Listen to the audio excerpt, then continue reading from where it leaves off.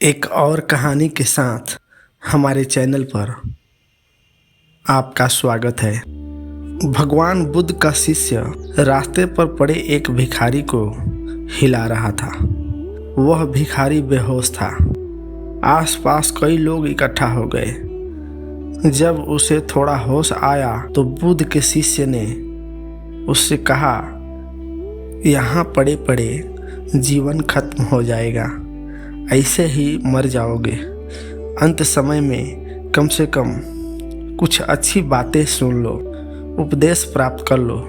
चलो मेरे साथ, मैं तुम्हें भगवान बुद्ध के पास ले चलता हूँ। जब तुम उन्हें सुनोगे तो तुम्हारा दर्द दूर हो जाएगा। वह भिखारी इतना लाचार था कि करवट भी नहीं ले पा रहा था। वह शिष्य उसे उठा भी नहीं पा रहा था। शिष्य बोला, तुम यहीं ठहरो, मैं भगवान के पास जाता हूँ, उन्हें सूचना देता हूँ, वे कुछ ना कुछ जरूर करेंगे।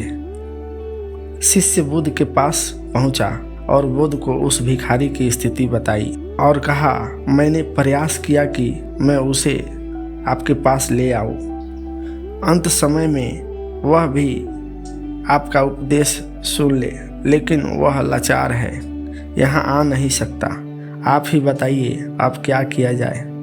बुद्ध ने कहा, करना क्या है, चलो हम ही उसके पास चलते हैं। बुद्ध वहां गए। आसपास कई लोग इकट्ठा हो गए थे। सभी ने सोचा कि बुद्ध उपदेश देंगे तो हम भी सुन लेंगे। बुद्ध ने कहा, ठहरो, सबसे पहले कुछ भोजन की व्यवस्था करो और इसे खाने के लिए दो। भोजन की व्यवस्था की गई और जैसे ही खाना उस भिखारी के पेट में गया, वह गहरी नींद में सो गया। सभी ने कहा कि ये तो सो गया। बुद्ध ने कहा, हमारा काम हो गया, चलो अब हम यहाँ से चलते हैं। उस शिष्य ने और आसपास खड़े लोगों ने बुद्ध से कहा, कैसा मूर्ख है ये, खाना खाकर सो गया। आप यहाँ थे, इसने उपदेश भी नहीं लिया। बुद्ध ने कहा, कोई बात नहीं है, ये कई दिनों से भूखा प्यासा था, ये भूख से ही मर रहा था। इसके लिए सबसे बड़ा उपदेश यही है कि सबसे पहले पेट भरा जाए। अगर कोई व्यक्ति भूखा है तो वह धर्म का मर्म नहीं समझेगा।